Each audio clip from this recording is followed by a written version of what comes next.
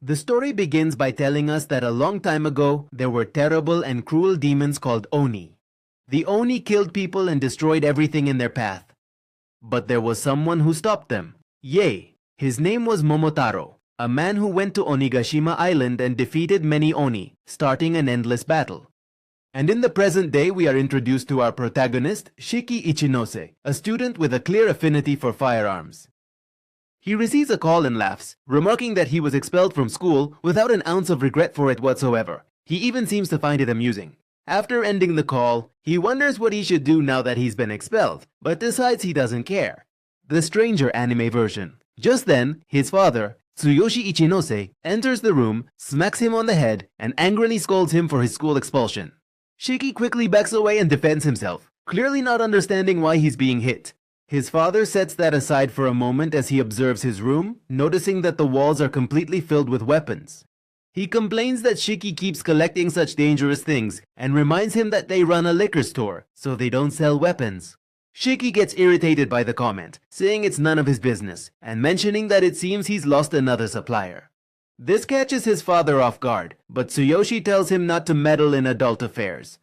Shiki tells him he's pretty pathetic for an adult, but his father scoffs, reminding him that he got expelled, which makes him just as pathetic. They're a family of two pathetic people. This angers Shiki, and more seriously, he clarifies he'll never be like him, and luckily, they don't even share the same blood. Tsuyoshi is taken aback and tries to warn him not to utter such words, but at that very moment, he receives a call from the business, leaving Shiki by himself. Shiki stays in his room and from there, he sees his father leaving the liquor store to make a delivery.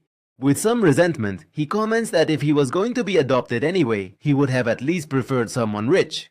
With nothing else to do, Shiki aims a gun he assembled himself at a target on his wall and with great concentration slowly pulls the trigger. However, as he does, he hears a huge explosion behind him, so he looks out his window to see what happened. The smoke prevents him from seeing clearly, but before he can react, a dark mist shoots in his direction, grabs him by the foot, and throws him out of his house. As he gets up, Shiki is frozen when he sees a man with a killer aura in front of him. This man asks for his name, but before he can answer, a speeding car runs the man over, getting him out of the way. Tsuyoshi drives the car, tells his son to get in immediately. Clearly shocked and confused, Shiki gets into the car and leaves with his father. Tsuyoshi seems very stressed while driving and comments that it looks like they have no choice but to flee the country. Shiki still doesn't get what the heck is going on, but he's pretty shaken up, so he asks if his dad borrowed money from the mob, because even so, they don't have to try and kill him like that. His father cuts him off and clarifies that the man isn't dead, though Shiki can't believe it.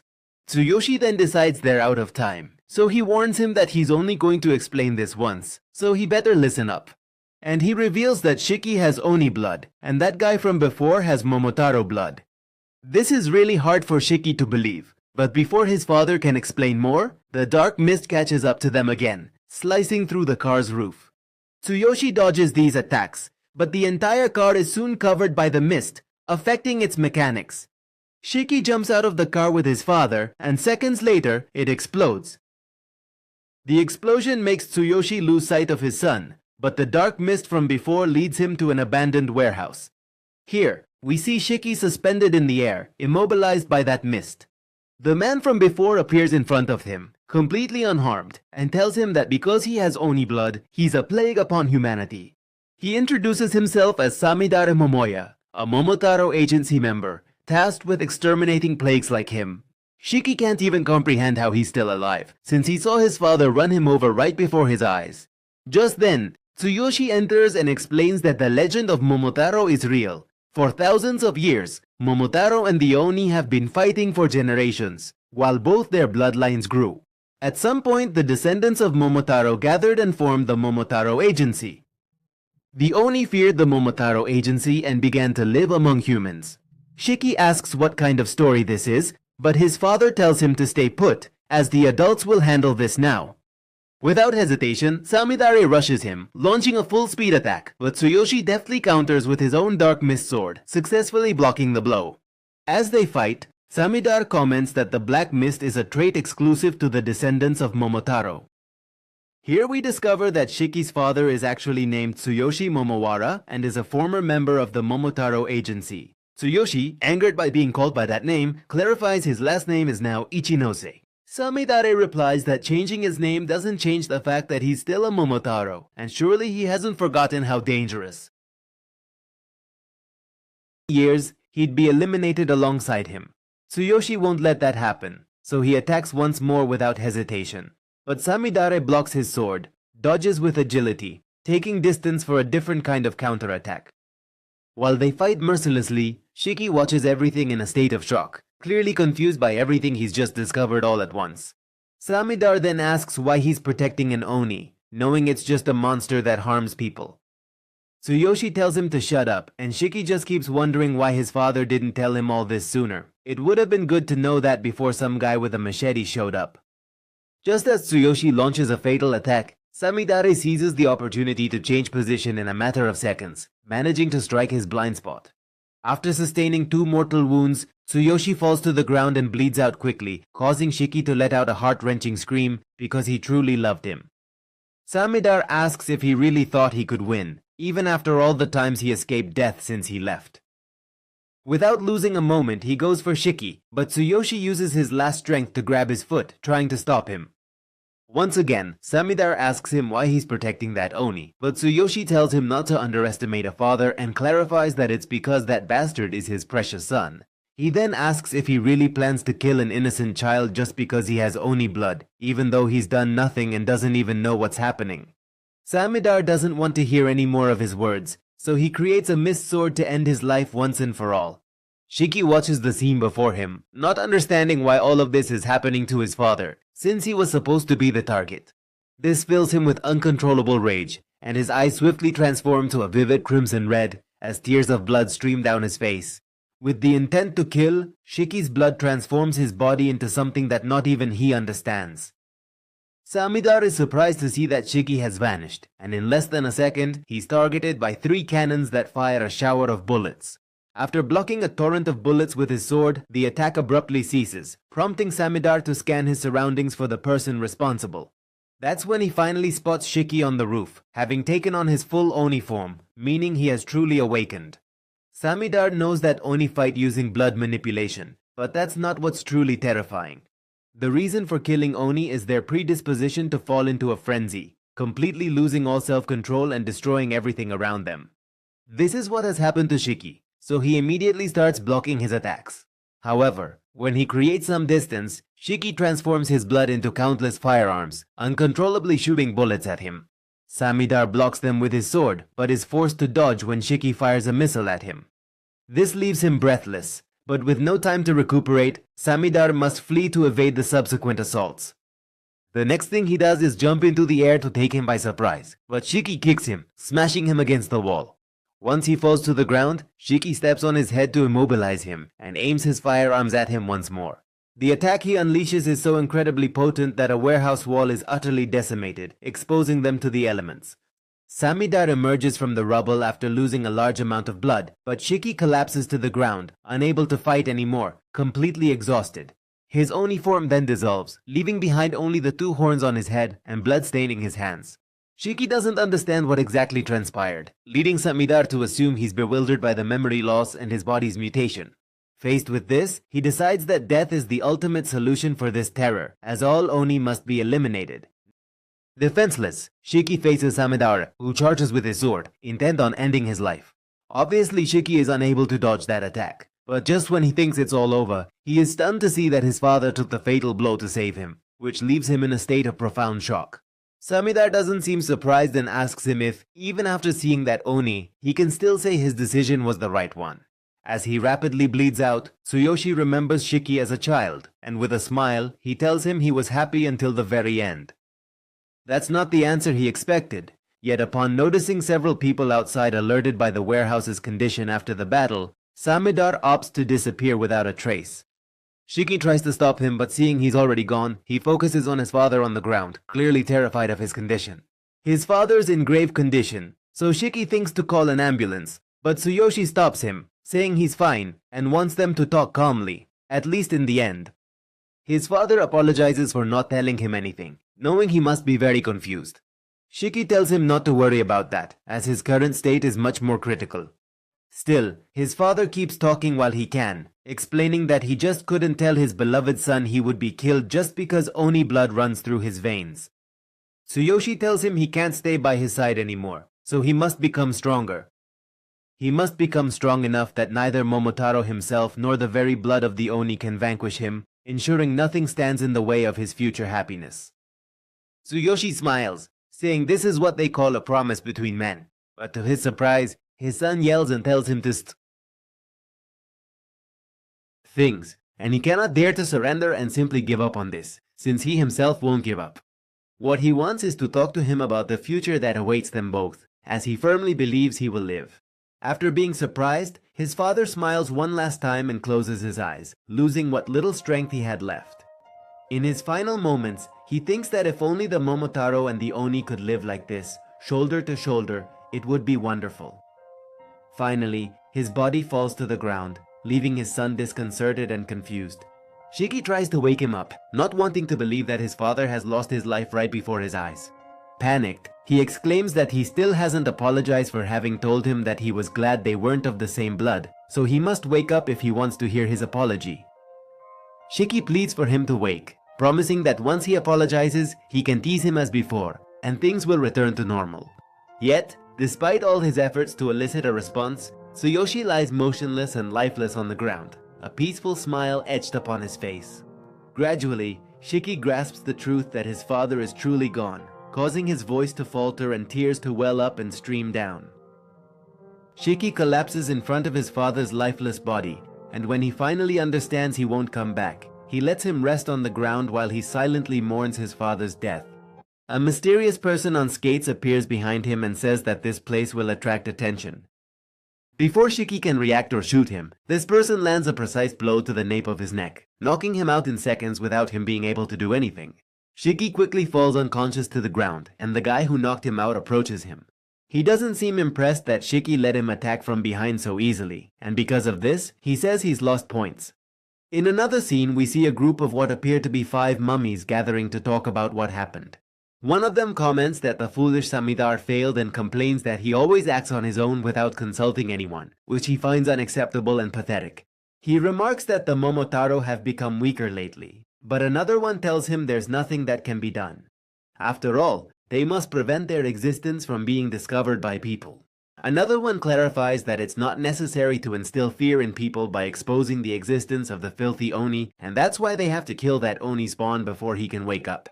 The current priority is to locate the Oni concealed within the human world and eradicate them completely, once and for all. Meanwhile, the person who took Shiki speaks to someone else on the phone, mentioning that they've approved candidates, which the other person finds quite unusual. Everyone knows he hasn't approved anyone in recent years, so they want to know what he saw this time. After all, they say that after several bad harvests comes abundance. The guy clarifies that they still don't know what will happen, but in response, the other person notes that his voice sounds a bit emotional. Therefore, he just hopes he can train them to be strong enough so they don't die, because it seems to him.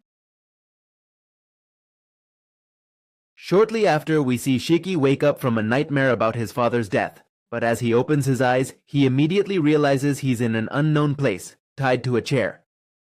Next to him, the guy who knocked him out earlier is doing head push-ups on an umbrella balanced on the floor. He tells him he didn't try to wake him up by force because explaining things while he's confused would be pointless, and he doesn't want to repeat himself. After reaching 1300 push-ups, the guy gets off the umbrella and warns him that he hates inefficient things. With that, he introduces himself as Naito Mudano, revealing he's an Oni like Shiki, with similar horns. Naito clarifies they won't disclose their location. He then informs him his father's remains are elsewhere, and he's here for evaluation and data collection. He then swiftly brings a whiteboard over, remarking prior to beginning that he uses skates for their quickness and efficiency. Shiki loses his cool, as Naito didn't ask about it, but Naito begins writing about the Momotaro agency. He mentions that Shiki surely saw the guy with the special ability to control that black mist and explains that he was a Momotaro. To be precise, that agency's members are Momotaro's descendants, and they want to eliminate them all.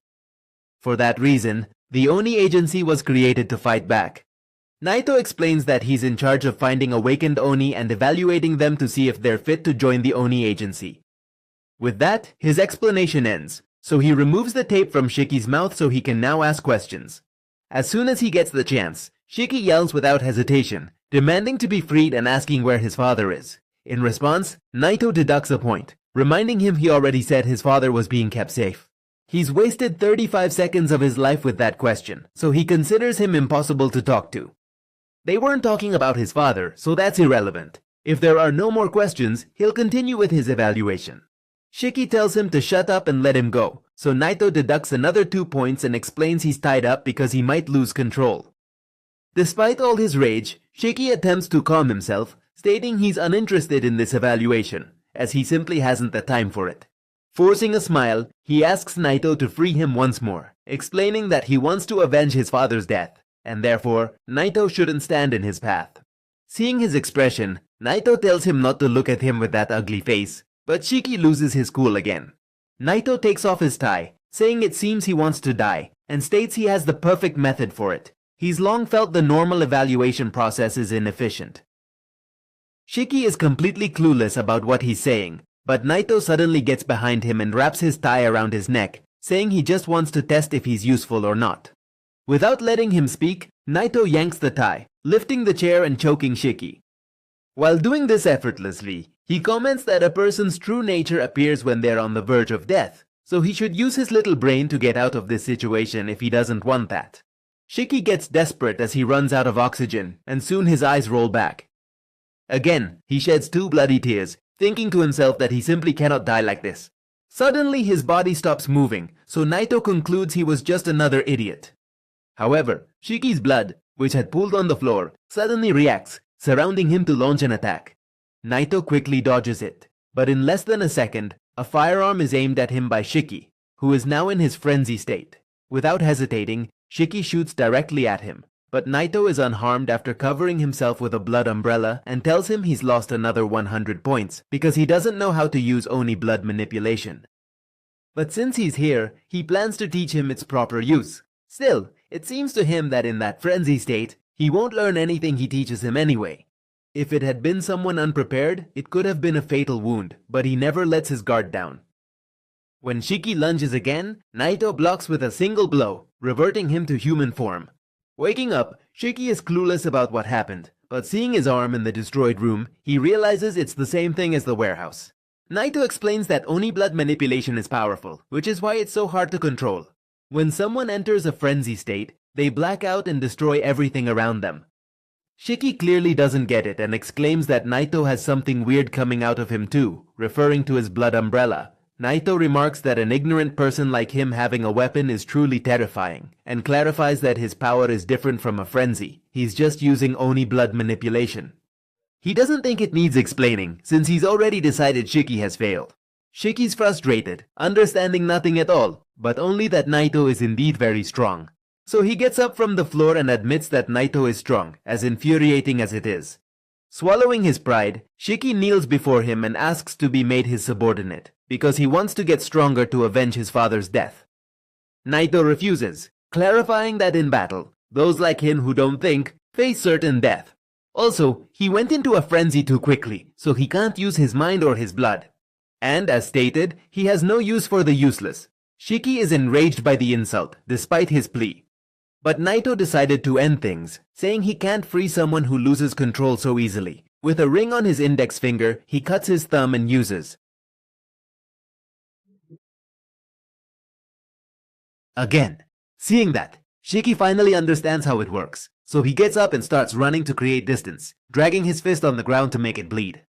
Naito then transforms his umbrella into a spiked shield, anticipating Shiki's 4 possible moves. He might charge in blindly, he might try to slip and aim for his feet, he might leap and attack him from above, or he could feint and then attempt to escape.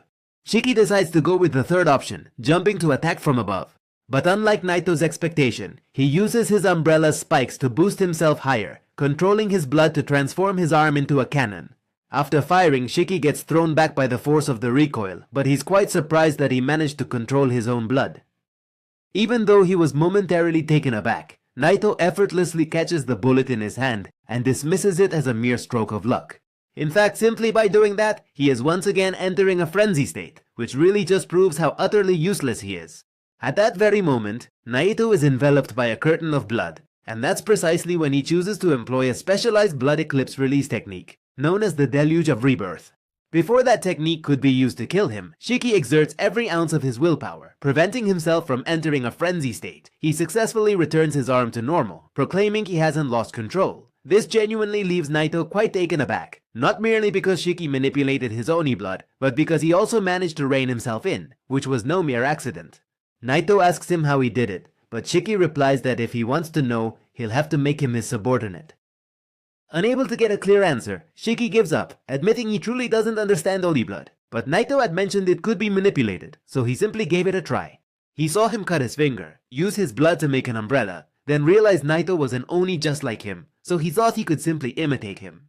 Naito finds that logic incredibly stupid and doesn't believe it's possible to achieve that with such a simple thought. Someone like him, who gets emotional so quickly, typically struggles with blood control, as it demands both reason and mental fortitude. In Naito's opinion, Shiki is the most inept at blood manipulation, because normally, to manipulate Oni blood, reason must reign over emotions to prevent entering a frenzy state. That's how things should typically be. However, it's clear Shiki is a different case, since he forcefully used his blood through an emotional explosion, purely instinctively. Although they are flawed types, by doing that, they can unleash enormous power. So now he doesn't know what to do. Suddenly Shiki speaks up and tells him that to become stronger and kill that guy, he will absorb everything Naito teaches him, thus becoming a useful individual. Therefore, he wants Naito to allow him to be his subordinate. Again, Naito refuses, saying what he did was a gamble, risking his life. That's why having to prepare multiple countermeasures and make a new plan every time things go wrong seems inefficient to him. With that said, Naito transforms his blood into a sword and approaches Shiki, but instead of running him through, he buries the sword in the ground. He then informs him he has absolutely no intention of making him his subordinate, because he's actually going to become his student. Shiki is utterly bewildered by this, and Naito quickly clarifies that he only just managed to pass, as he felt it was far too soon to deem him useless. After making that perfectly clear, he then explains that right now they're on a remote island known as Hell's Gate, commonly referred to as Onigashima.